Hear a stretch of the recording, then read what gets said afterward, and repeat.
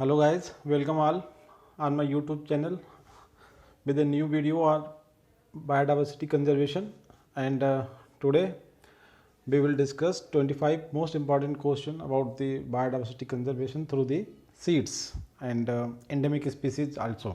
तो गाइस देखते हैं क्वेश्चन नंबर एक से स्टार्ट करते हैं। बहुत इंपॉर्टेंट क्वेश्चन है क्योंकि दोनों टॉपिक जो रिकैल्सिट्रेंट एंड ऑर्थोडॉक्स सीड्स हैं थोड़ा सा टिपिकल टॉपिक है आइडेंटिफाई करना कि कौन सा सीड रिकैल्सिट्रेंट है कौन सा ऑर्थोडॉक्स है एंड एंडेमिक स्पीसीज बहुत ही मतलब एक जेनोमिक टॉपिक है जिससे क्वेश्चन नॉर्मली रहता है एग्जाम्स में। देखते हैं seeds of the major food crops. अब यहाँ पे है कि मेजर फूड क्रॉप्स होती कौन सी हैं। तो फूड क्रॉप का मतलब होता है जैसे कि हमारी जो ग्रेमनी क्रॉप्स होती है स्पेशली जो स्टेपल क्रॉप्स है लाइक वीट राइस, सबसे पहले राइस और फिर वीट का नाम आता है। और इनके साथ हमने बताया ना कि इंडियन जो पॉपुलेशन में वेजिटेरियन है तो इसके अकॉर्डिंग जो पल्सेस हैं जो दालें हैं तो ये बनता है हमारा major pulse major food crops. ठीक है, तो हमने आपको एक जनरलाइजेशन दिया था कि सीरियल्स एंड लेग्यूम्स में ऑलमोस्ट ऑल क्रॉप्स के जो सीड्स होते हैं वो किस तरीके के होते हैं। और उसके बाद जो बचे हुई कैटेगरी थी वो हमने दूसरी कैटेगरी में आपको बताया था। तो ऑर्थोडॉक्स सीड्स, अब ऑर्थोडॉक्स सीड कौन से होते हैं? जो सीड बहुत ही ईजिली सीड बैंक में या सीड जीन बैंक में जो कंडीशंस होती हैं उनकी कि very low moisture content and very low temperature. Very low का मतलब ये नहीं कि लो जीरो तक, -20 to +4 डिग्री सेंटीग्रेड पे स्टोर किया जा सकते हैं और for a long time like 50 to 100 years तक। ठीक है, उन सीड को हम बोलते हैं ऑर्थोडॉक्स सीड्स। कुछ और भी प्लांट्स की सीड ऑर्थोडॉक्स सीड है, पर जो मेजर फूड क्रॉप्स हमारे जो सीरियल्स हैं और जो हमारे लेग्यूमिनस प्लांट्स हैं जो हमारी पल्सेस मतलब दालें हैं उनके क्रॉप ऑर्थोडॉक्स सीड्स होते हैं। कहने का मतलब है ये सीड बैंक में जो कंडीशंस होती है least moisture content and least temperature पे एक लॉन्ग पीरियड ऑफ टाइम के लिए स्टोर किए जा सकते हैं। ठीक है गाइज, तो आंसर इसका होता है फर्स्ट। सेकेंड क्वेश्चन देखते हैं। In seed bank the stored seed are characterized. ठीक है, जब हम सीड बैंक में सीड को स्टोर कर देते हैं तो उन सीड के फीचर्स क्या होते हैं। तो इस आप देखिए जो कंडीशंस हैं इतना लीस्ट टेम्परेचर और इतना कम वाटर कंटेंट मतलब मॉइस्चर पूरी तरीके से हम आउट कर लेते हैं, टेकअप कर लेते हैं फिर स्टोर करते हैं। तो उस कंडीशन पे क्या होगा देखिए, सबसे पहले देखा जाए तो सेकंड वाला देखिए एंजाइमेटिक एक्टिविटी। वाटर जब नहीं होगा तो एंजाइम मोस्टली कोलाइडल वे में काम करते हैं, कोलाइडल अवस्था में काम करते हैं। जब वाटर नहीं रहेगा मॉइस्चर नहीं रहेगा तो एंजाइमेटिक एक्टिविटी स्लो डाउन का मतलब बिल्कुल जस्ट सर्वाइवल के लिए वो होंगी वही चलेंगी। अब रेस्पिरेटरी बहुत ही ज़्यादा इंपॉर्टेंट प्रोसेस है लिविंग थिंग की रेस्पिरेशन। जब एंजाइमेटिक की एक्टिविटी स्लो तो रेस्पिरेशन कहाँ से तेज होगा तो वो भी स्लो डाउन होगा। ठीक है, सी है बोथ और डी नन ऑफ दी। तो करेक्ट आंसर है इसका बी कि एंजाइमेटिक एक्टिविटी और रेट ऑफ रेस्पिरेशन दोनों ही बहुत ही रिड्यूस हो जाएंगे, बहुत ही रिड्यूस मतलब लीस्ट नंबर कैटेगरी में। नेक्स्ट क्वेश्चन देखते हैं। In which are the following is are example of orthodox seeds. यहाँ पे आपको सीड का आइडेंटिफाई करना है कि ऑर्थोडॉक्स सीड जो है कौन कौन से हैं। देखिए guava, sapota, cherry, all of the above. तो इसमें मेरा क्वेश्चन बनाने का जो टारगेट होता है कि आपको ज़्यादा से ज़्यादा चीज़ें ध्यान रहें। अभी हमने जनरलाइजेशन दिया था कि जो हमारे जो स्टेपल क्रॉप्स हैं फूड क्रॉप्स हैं उनके सीड ऑर्थोडॉक्स होते हैं। इसके अलावा हमने बताया कुछ और भी ऑर्थोडॉक्स होते हैं। तो इसमें आप ये तीनों गोवा, सैपोटा एंड चेरी इनके सीड भी ऑर्थोडॉक्स कैटेगरी में होते हैं। ठीक है, features of orthodox seeds include. Orthodox seed के क्या फीचर्स होते हैं आपको नॉर्मली कि स्टोर करने से पहले की हम बात कर रहे हैं, ऐसा नहीं कि सीड बैंक में ले जाने के बाद ऑर्थोडॉक्स बनता है। ऑर्थोडॉक्स तो पहले ही से होते हैं। कहने का मतलब ऑर्थोडॉक्स सीड को ही हम स्टोर कर सकते हैं जो सीड बैंक की कंडीशंस होती हैं। ठीक है, तो ऑर्थोडॉक्स सीड की जो कंडीशंस होती हैं कि वो ऑफन लॉन्ग लिव्ड होते हैं, बहुत लॉन्ग टाइम तक उनकी वायबिलिटी बनी रहती है। ठीक है, दूसरा है जितना टेम्परेचर हम कम करेंगे उतना ही उनकी जो लॉन्जिविटी है वो बढ़ती जाएगी। ठीक है, एकदम इन्वर्सली प्रोपोर्शनल होता है टेम्परेचर के साथ। And small and medium size के होते हैं और जो उनका टेस्टा होता है जो कवरिंग होती है सीड को जिसे हम बोलते हैं वो बहुत ही हार्ड होता है। ठीक है, ये तीनों करेक्टर जो हैं वो ऑर्थोडॉक्स सीड के हैं। ठीक है, तो option D is correct here. Next question देखते हैं। In which are the following is a true exotic plant species. बहुत इंपॉर्टेंट क्वेश्चन है कि इनमें से कौन सा ट्रू एक्जोटिक प्लांट है। एक्जोटिक मतलब जो हमारी कंट्री में पहले नहीं था, नेटिव नहीं था यहाँ का, किसी थ्रू दूसरी कंट्री से यहाँ पर लाया गया या एक चांस के थ्रू यहाँ पे आ गया।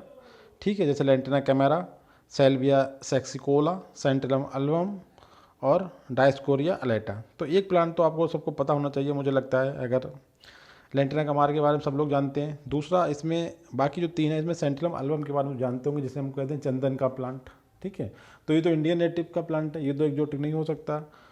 और लैंटेना कैमरा, इसे बहुत सारे लोग जानते हैं, बहुत ज़्यादा लोगों को इसके बारे में पता है, क्योंकि इसकी स्टार्टिंग अगर हम ज़रा सी बायोलॉजी पढ़ते हैं 10th के बाद तो इससे हमारा इंट्रोडक्शन हो जाता है।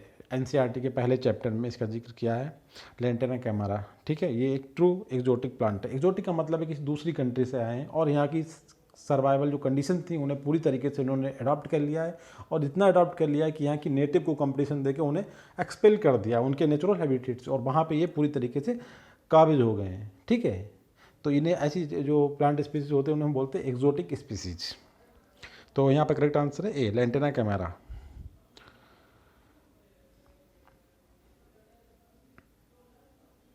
इसके बाद देखते हैं फीचर ऑफ रिकैल्सिट्रेंट सीड्स। अब एक दूसरी कैटेगरी के सीड्स होते हैं जो ऑर्थोडॉक्स से डिफरेंट होते हैं। रिकैल्सिट्रेंट कहने का मतलब जो सीड बैंक की जो कंडीशंस होती हैं कि list moisture content and very low temperature पे जो स्टोर नहीं किए जा सकते, ठीक है, वो कहलाते हैं रिकैल्सिट्रेंट सीड्स। तो इनके फीचर्स हैं कि life span is very limited to a few weeks occasionally month. बिल्कुल सही बात है, वो इतने टाइम तक जीते हैं, तो ये उनके अपोजिट हैं बिल्कुल। Plants with recalcitrant seeds are grown in orchids where all possible strengths and varieties are maintained. बिल्कुल सही बात है कि सीड बैंक में स्टोर नहीं कर सकते, तो कहाँ स्टोर करे जाएंगे ये, ऑर्किड में। नेक्स्ट है seeds of trees and shrubs. जो आप देखिए हमने फूड क्रॉप्स बोला, फूड क्रॉप्स क्या होती है, धान का प्लांट, व्हीट, लेग्यूमरस प्लांट, ये सब क्या होते हैं, हर्ब्स होते हैं। तो बच्चे हुए 3 प्लांट की कैटेगरी जो होती है, ट्री, श्रब्स एंड हर्ब। तो हर्ब की तो हो गए ऑर्थोडॉक्स में मोस्टली, और ट्रीज और श्रब्स के मोस्टली आ गए आपकी रिकैल्सिट्रेंट सीड्स में। तो करेक्ट आंसर है आपका डी, कि जो फीचर्स हैं रिकैल्सिट्रेंट सीड्स के वो ये हैं कि वो सीड्स ऑफ ट्रीज और श्रब्स के जो हैं वो रिकैल्सिट्रेंट होंगे, और ये सीड बैंक में स्टोर नहीं किए जा सकते, ऑर्किड में स्टोर करे जाएंगे, और इनका जो लाइफ टाइम होता है, लाइफ स्पैन होता है, वो फ्यू वीक से बहुत ही रेयर केसेस में कुछ मंथ तक हो सकता है। ठीक है, तो ऑप्शन डी इज करेक्ट है। नेक्स्ट क्वेश्चन है factor affecting the storage of life seed. जब हम किसी सीड को स्टोर करते हैं सीड बैंक में, तो कौन कौन सी उसकी क्वालिटीज जो होती हैं सीड्स की, वो उसकी स्टोरेज लाइफ को अफेक्ट करती हैं कि इसका लाइफ कितना होना चाहिए। तो इसमें है ऑप्शन है सीड मैच्योरिटी, कि सीड को जब हमने हार्वेस्ट किया था तो किस लेवल का मैच्योर था। मतलब एक होता है कि हाईली मैच्योर्ड, मतलब क्रॉप से बिल्कुल सीड ड्रॉप होकर फील्ड में ही गिरने लगे, वो होता है कि बहुत ज़्यादा ड्राई हो गए। मैच्योरिटी पीरियड होता है, हर क्रॉप का एक मैच्योरिटी पीरियड होता है। जैसे हम एक एग्जाम्पल लेते हैं, चिकपी जो हमारा चना होता है, इसका जो मैच्योरिटी पीरियड होता है 120 दिन होता है। ठीक है, नॉर्थ इंडिया में। अगर हम सेंट्रल इंडिया की बात करें तो थोड़ा कम होता है। तो इसी तरीके से हर क्रॉप का एक, अब उसमें उसी मैच्योरिटी पीरियड के अकॉर्डिंग उसके सीड को हम कहेंगे मैच्योर सीड। अगर उससे पहले हम उन्हें हार्वेस्ट कर लेते हैं तो सीड्स आर नॉट मैच्योर। जैसे आपने देखा होगा कभी कभी फार्मर जो होते हैं कुछ वजह से अपनी क्रॉप्स को थोड़ा सा हार्वेस्ट की जो कंडीशन होती है उससे पहले कट कर लेता है, तो उनके जो सीड्स होते हैं उनमें मॉइस्चर कंटेंट बहुत ज़्यादा होता है, इसलिए वो लॉन्ग टाइम तक अगर स्टोर करते हैं तो मॉइस्चर की वजह से फंगस वगैरह लग जाता है और वो डिस्ट्रॉय हो जाते हैं। ठीक है, तो कहने का मतलब स्टोरेज के लिए अच्छा है कि मैच्योरिटी फुल होना चाहिए। ठीक है, तो यहाँ पे एक फैक्टर की फार्म हम यहाँ पे ये नहीं कह रहे कि मैच्योरिटी कम या ज़्यादा है, कहने का मतलब सीड की maturity it's matter for its storage life. ठीक है, तो ये सीड मैच्योरिटी जो है मैटर करती है कि इसकी लाइफ कितनी होगी। दूसरा है सीड की डॉर्मेंसी। सीड की डॉर्मेंसी का मतलब होता है कि सीड किस स्टेज में, कुछ आपने क्रॉप देखी होंगी कि वो जैसे हम अपने घर में ओनियन और जो गार्लिक होता है आपने देखा होगा, हम लाते मार्केट से अपने यहाँ स्पाइस की फार्म में यूज़ करने के लिए, वो पता चला भाई वो उससे प्लांट का निकलना फॉर्मेशन हो जाता है, प्लांट बनना शुरू हो जाता है। ठीक है, और कुछ सीड में ऐसा होता है कि फील्ड में डालने के बाद भी कई की मतलब बहुत लेट मतलब उनमें जर्मिनेशन होता है। तो सीड डॉर्मेंसी का मतलब एक हर एक उसकी डॉर्मेंसी का पीरियड अलग होता है। उन्हें डॉर्मेंसी को ब्रेक करने के डिफरेंट केमिकल्स का यूज़ करते हैं, और नॉर्मली आपने देखा होगा सीड में जो यूनिफॉर्मिटी नहीं होती। जब हम किसी सीड को क्रॉप को फील्ड में ग्रो करते हैं तो आप देखते हैं कि कुछ सीड बहुत पहले निकल आते हैं, कुछ उसी मतलब सेम दुकान से या दो मार्केट से परचेस की हुई, फिर भी उनमें जो उनका जर्मिनेशन में एक वेरिएबल टाइम पीरियड गैप होता है, 2 दिन के बाद निकलता है, कोई 4 दिन के बाद निकलता है, कोई 15 दिन का टाइम तक ले सकता है। तो इस चीज़ का मतलब सीड डॉर्मेंसी भी एक मेजर फैक्टर है that determine the storage life of the seeds. And next one vigour. Vigour का मतलब होता है उसकी जो तीक्ष्णता, हिंदी में बोलते हैं इंटेंसिटी कह सकते हैं वैसे। इसका जो ताल्लुक होता है वो जेनेटिक्स से होता है प्लांट्स की। ठीक है, तो ये भी मैटर करता है स्टोरेज ऑफ लाइफ सीड को डिटरमाइन करने के लिए। तो यहाँ पे गाइस तीनों factor, seed maturity, seed dormancy and vigour, ये जो है कंट्रोल करते हैं सीड की स्टोरेज लाइफ को। Option D is correct here. Next question है in which are the following family produce the physically dormant seeds. ये बहुत इंपॉर्टेंट क्वेश्चन है कि इसमें से कौन सी फैमिली के सीड ऐसे होते हैं जो फिजिकली डॉर्मेंट सीड ही मतलब क्या कहना चाहिए प्रोड्यूस करती है, शुरू से फिजिकली डॉर्मेंट होते हैं, फिजिकली डॉर्मेंट। ठीक है, तो इसका बहुत हम क्लियर बताना चाह रहे हैं। एक सिंगल फैमिली है कनबनवोलेसी, इसके सीड्स जो होते हैं फिजिकली डॉर्मेंट होते हैं। नेक्स्ट क्वेश्चन देखिए, variation among the species are within species. जो बायोडाइवर्सिटी का कोर क्वेश्चन है कि स्पीसीज़ के अंदर वेरिएशन या विद इन स्पीसीज़ को हम क्या कहते हैं। क्वेश्चन नंबर 9 आप देख सकते हैं, वेरी गुड क्वेश्चन, कि इसे हम क्या बोल सकते हैं, taxonomic change, species diversity, species extension, biological change. तो आप देखें स्पीसीज डाइवर्सिटी बोलेंगे इसे, ठीक है, इस variation among the species within species is known as species diversity, ठीक है। नेक्स्ट क्वेश्चन है, who was the father of biodiversity. Biodiversity का फादर किसे कहते हैं। इससे पहले जो मैंने क्वेश्चन दिया था उसमें था कि who coined the term biodiversity, ठीक है, जिसमें नाम आया था W.J. रोजन का, मगर यहाँ पे जो हम बात कर रहे हैं वो है फादर। तो फादर कहते हैं E.O. विल्सन को हम फादर ऑफ बायोडाइवर्सिटी बोला जाता है। नेक्स्ट क्वेश्चन है, which country has heist biodiversity. Very important question है कि किस कंट्री की जो बायोडाइवर्सिटी सबसे ज़्यादा है, मतलब बहुत ज़्यादा है वहाँ पे। अगर हम उसका एक सॉइल वहाँ की उठाएं और एक दूसरी कंट्री की उठाएं तो हम देखेंगे वहाँ पे 500 टाइप के, मतलब उसमें से 200 प्लांट हैं, 300 टाइप के, 200 टाइप के एनिमल्स और 100 टाइप के माइक्रो ऑर्गेनिज्म वहाँ पर रिपोर्ट हुए। जबकि हम अपने इंडिया की अगर आप वो एक पार्टिकुलर वेट ऑफ सॉइल ले या एक मुट्ठी भर सॉइल हम बात कर लें तो उसमें पता चला कि 400 मतलब कुछ एनिमल है, कुछ प्लांट है, कुछ माइक्रो ऑर्गेनिज्म है। ये दूसरी कंट्री से कंपेयर करें तो पता चला वहाँ पे 100 ही, पूरी डाइवर्सिटी में 100 लाइफ मतलब वहाँ पे रिपोर्ट हुई, और किसी कंट्री में देखें तो आपको ओनली 50 लाइफ रिपोर्ट हुई हैं। तो कहने का मतलब है जो डाइवर्सिटी होती है वो सभी की बात करती है, plant, animal and micro organism. तो इसमें सबसे इंपॉर्टेंट जो क्वेश्चन है वो कोलंबिया, ठीक है, कोलंबिया की जो बायोडाइवर्सिटी है वो पूरी ग्लोबल वर्ल्ड में सभी कंट्री से सबसे ज़्यादा है। तो answer D is correct here. Next question है, in which are the following is not a cause of biodiversity loss. Very अच्छा, बहुत ही अच्छा क्वेश्चन है कि बायोडाइवर्सिटी लॉस का इसमें से कौन सा फैक्टर रिस्पॉन्सिबल नहीं है। डिस्ट्रक्शन ऑफ हैबिटेट, हैबिटेट का मतलब बिखरना, इन्वेजन ऑफ एलियन स्पीसीज, हमारे हैबिटेट में कोई बाहरी स्पीसीज आ जाए, ये भी एक रीजन है बायोडाइवर्सिटी लॉस का, या नहीं है, अभी क्लियर होगा।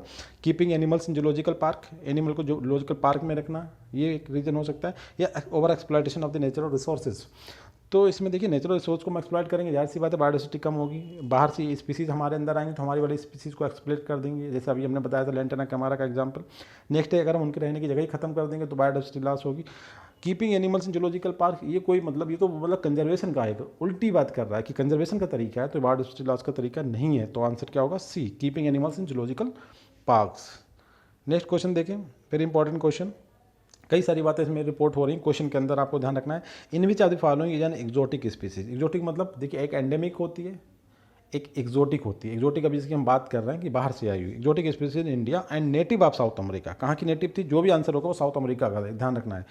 And introduce in India for its ornamental value. India में आई थी किस लिए, केवल कि वो उसके जो फ्लावर्स होते हैं या उसका टोटल उसकी जो मार्फोलॉजी होती है look like very beautiful, so used in the decoration of the house, या जो भी चीज़ हमारा घर या हमारा दुकान, उसमें ऑर्नामेंटल वैल्यू का मतलब होता है हमें सजावट, ठीक है।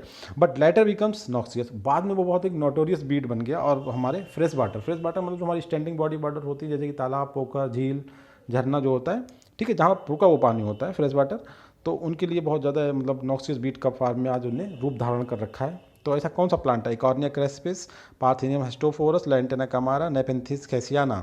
तो इसमें 4 प्लांट हैं, आपको इसमें आइडेंटिफाई करना है कि किसकी बात कर रहा है। तो ये बात कर रहा है इकॉर्निया क्रेस्पिस की, ठीक है, इकॉर्निया क्रेस्पिस की बात कर रहा है कि ये कहाँ से आया है, साउथ अमेरिका से आया है, आप ध्यान रखना है। देखिए पार्थिनियम हेस्टोफोरस में जो नाम है वो अमेरिका का है और इसमें साउथ अमेरिका, नोटिस कर लें किताब में भी, बुक्स में भी लिखा हुआ है। दूसरी बात इससे भी क्लियर है कि अमेरिका में हो सकता है वो भी साउथ अमेरिका से हो, बट ऑर्नामेंटल वैल्यू के लिए हेस्टो जो है पार्थिनियम हेस्टोफोरस रिस्पॉन्सिबल नहीं है।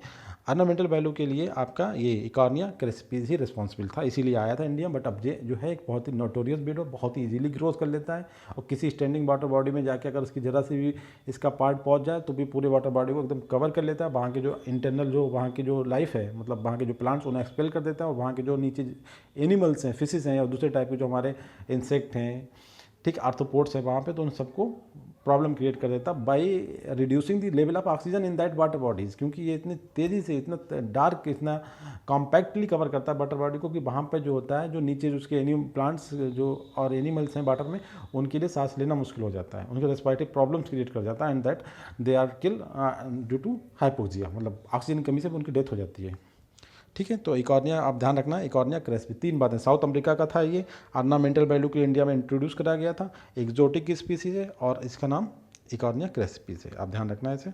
नेक्स्ट क्वेश्चन देखें, in which are the following best describe the bird biodiversity. 4 आपको ऑप्शन दिए गए, इसमें सबसे ज़्यादा बायोडाइवर्सिटी को कौन सी बात एक्सप्लेन सही से करती है कि biographies about the famous biologist की, अगर हम फेमस बायोलॉजिस्ट की बायोग्राफीज पे बात करें ये अच्छी बायोडाइवर्सिटी है। इंडेंजर्ड स्पीसीज़ की बात करें ये बायोडाइवर्सिटी को डिस्क्राइब कर रही है। डिफरेंट काइंड्स ऑफ प्लांट्स की बात करें या variety of life on earth. देखिए हमने क्या बताया, बायोडाइवर्सिटी तो variety of life on the earth, तो ऑप्शन डी इज करेक्ट। हमारा वीडियो देखें कंप्लीट तो आपको कोई कन्फ्यूजन नहीं होगा इसमें, ठीक है। नेक्स्ट क्वेश्चन देखते हैं, biodiversity includes different flora different types of fauna your classmates. Classmate हमारे के लिए ह्यूमन बींग्स, तो वो भी तो एनिमल्स हैं, तो इसका मतलब इसमें सब कुछ आता है, प्लांट भी आता है, फना भी आता है, और हमारे क्लासमेट जो ह्यूमन बींग्स हैं वो भी तो एनिमल्स हैं। तो ऑप्शन है यहाँ पे correct D, all of the above. Important question है। नेक्स्ट क्वेश्चन देखते हैं, number of mega diversity country in bird. इसमें थोड़ा सा कन्फ्यूजन है। देखिए हमने जो पहले वीडियो बनाया था उसमें हमने मेगा डाइवर्सिटी का नंबर 8 बताया था, मतलब 8 बताया था, क्योंकि वो थोड़ा ओल्ड डेटा था। अब जो मेगा डाइवर्सिटी का नंबर हो गया वो 17 हो गया, तो प्लीज़ उस क्वेश्चन को इग्नोर करके जो रिसेंट नंबर है वो है 70। आज जो बर्ड में मेगा डाइवर्सिटी कंट्री उनका नंबर है 17, ठीक है। नेक्स्ट क्वेश्चन है, the most diversity rich zone in India.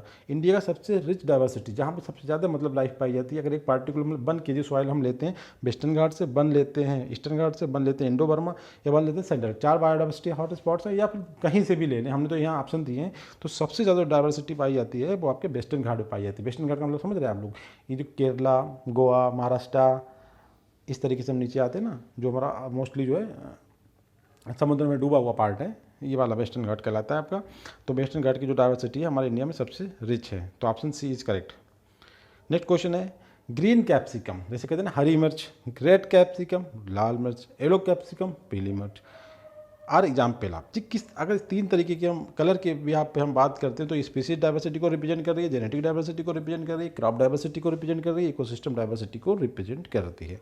तो देखिए कैप्सिकम एक ही चीज़ है, इनके कलर डिफरेंट हो। कलर कहाँ से आता है, इस कलर करेक्टर से आपने जेनेटिक्स में पढ़ा होगा कि मेंडल ने क्या बताया था कि हर एक उसको एक पेयर ऑफ ट्रेट्स को कंट्रोल करने के लिए क्या होता है, एक पेयर ऑफ जीन्स होता है। तो ये कैसी डाइवर्सिटी होगी, ये जेनेटिक डाइवर्सिटी होगी, ठीक है। नेक्स्ट क्वेश्चन है, tiger, deer and rabbit are example. Very important question कि टाइगर, डीर एंड रैबिट, इसमें आपने देखना है कि तीनों क्या है, मैमल्स हैं। अच्छा, इसके अलावा अगर हम इनकी टेक्सोनॉमी बात करें, क्लासिफिकेशन पर बात करें, तो आपको क्या लगेगा, ये तीनों एक ही ग्रुप के लोग हैं, ठीक है। इनकी जो स्पीसीज में ही डिफरेंसेस हैं, बाकी इनके जीनस तीनों के सेम है। तो ये क्या है, स्पीसीज डाइवर्सिटी है। In which are the following is not an exotic plant species. देखिए इसमें जो भी काफ़ी अच्छा क्वेश्चन है कि इसमें कौन सा एक्जोटिक नहीं है, आपको ये आइडेंटिफाई करना था। वहाँ पे करना था एक्जोटिक है, 3 नहीं तो 1 था। यहाँ पे 3 एक्जोटिक हैं बट 1 नहीं है। देखिए ये तो पहले वाला है तो होगा एक्जोटिक। पार्थिनम हिस्टोफोरम ये भी वहाँ पे था, ये भी है। लेंटेना कमारा भी है। नेपेंथिस नहीं है। नेपेंथिस कैसा प्लांट है, इंसेक्टिवोरस प्लांट है, ये आपका एक्जोटिक नहीं है। तो option correct is D, Nepenthes exotic नहीं है। डेजर्ट, फॉरेस्ट एंड ग्रासलैंड, ये 3 टाइप के क्या है, इकोसिस्टम है। एक ही रीजन में 3 डिफरेंट टाइप के इकोसिस्टम है, तो इट्स मेक इकोसिस्टम डाइवर्सिटी, कोई डाउट ही नहीं होना चाहिए इस पर। नेक्स्ट क्वेश्चन देखते हैं 22, which are the following is largest national park. ठीक है, स्पेशली ये बात अगर हम देखें तो ये मध्य प्रदेश के कंसर्न में बोली गई है यहाँ पे, क्योंकि मध्य प्रदेश एक ऐसा स्टेट है इंडिया में जहाँ पे सबसे ज़्यादा इस तरीके के प्रोटेक्टेड एरियाज हैं, नेशनल पार्क। ठीक है, तो वैसे भी ये इंपॉर्टेंट क्वेश्चन है, जब हम इसमें एमपी मध्य प्रदेश का रेफरेंस देंगे तभी क्वेश्चन कंप्लीट होगा, ध्यान रखना है। मध्य प्रदेश का सबसे बड़ा क्वेश्चन आ सकता है इंडिया में, ऐसा नहीं कि हम यूपी में मध्य प्रदेश की बात ना करें, क्योंकि मध्य प्रदेश एक ऐसा स्टेट है जहाँ सबसे ज़्यादा ये प्रोटेक्टेड नेशनल पार्क या टाइगर रिजर्व या बायोडाइवर्सिटी के जो भी मतलब कंजर्वेटिव एरियाज हैं वो ज़्यादा हैं। उनमें सबसे बड़ा जो टाइगर रिजर्व है या नेशनल पार्क है वो कौन है, वो कन्हा नेशनल पार्क है। ठीक है, आप ध्यान रखना है, इसे बहुत ही इंपॉर्टेंट क्वेश्चन बनता है। और इसके बाद species richness is the total number of. Species richness जो होती है वो किसकी बात करती है, रिसोर्सेज बात करती है, डाइवर्सिटी की बात करती है, हैबिटेट की बात करती है, स्पीसीज अबंडेंस की बात करती है। देखिए स्पीसीज रिचनेस जो होती है स्पीसीज अबंडेंस की बात करती है, पार्टिकुलर एरिया में कितनी डाइवर्सिटी है, स्पीसीज कितने टाइप की स्पीसीज पाई जाती हैं, तो उसी को हम स्पीसीज रिचनेस कहते हैं। नेक्स्ट क्वेश्चन है, बहुत ही इंपॉर्टेंट है, आप देखें, what is true about the project PL 480। इस प्रोजेक्ट के बारे में क्या बातें सही है, एक प्रोजेक्ट है, इसके बारे में थोड़ा सा आइडिया दूँ, या जो लिखा हुआ है भाई आप पढ़ लें, क्लियर हो जाएगा। पार्थिनियम हिस्टोफोरम जो कि एक्जोटिक प्लांट है, इंट्रोड्यूस्ड हुआ था इंडिया में as exotic species. Exotic species के फॉर्म में इंट्रोड्यूस हुआ था इसके आगे थोड़ा सा और सही करो, थ्रू दिस प्रोजेक्ट। ये प्रोजेक्ट किया था, इट इज़ कंसर्न, इसका मतलब है इम्पोर्ट ऑफ व्हीट। इसमें जो था हमने अमेरिका से व्हीट लिया था और उस व्हीट में जो था ये वाला प्लांट जो था इंडिया में आ गया था। और आज यहाँ पे ये बहुत ज़्यादा एक्जोटिक है, मतलब हमारे नेचुरल स्पीसीज को हटा देता है और वहाँ के उनके हैबिटेट पे कब्जा कर लेता है। It is between USA to India, ये इंडिया और यूएसए के बीच में था। हमने इंडिया ने, मतलब हमारा प्यारा भारत, हमने जो था यूएसए से व्हीट लिया था और उस व्हीट के साथ ये जो था बीट्स हमारे इंडिया में इंट्रोड्यूस हो गया। ठीक है, तो all of the above is correct. तो ध्यान रखना PL 480 का संबंध किस चीज़ से, पार्थिनियम हेस्टोफोरस के introduction into the India. And last question of this series, what is true about the Parthenium hysterophorus. जो बीट्स आया था PL 84 में, इसके बारे में कुछ स्टेटमेंट है, उसमें से आपको सही और गलत बताना है कि क्या सही है क्या नहीं है। It is an exotic weed imported from USA to India under the project PL 80, बिल्कुल सही, ऊपरी हमने डिस्कस किया है। इट कवर ऑल वेस्टलैंड, ये सभी जगह पाया जा सकता है, मतलब रोड साइड भी हो सकता है, रेलवे साइड भी हो सकता है, कैनाल में भी हो सकता है, मतलब बहुत ही ज़्यादा, मतलब एक कहता नहीं है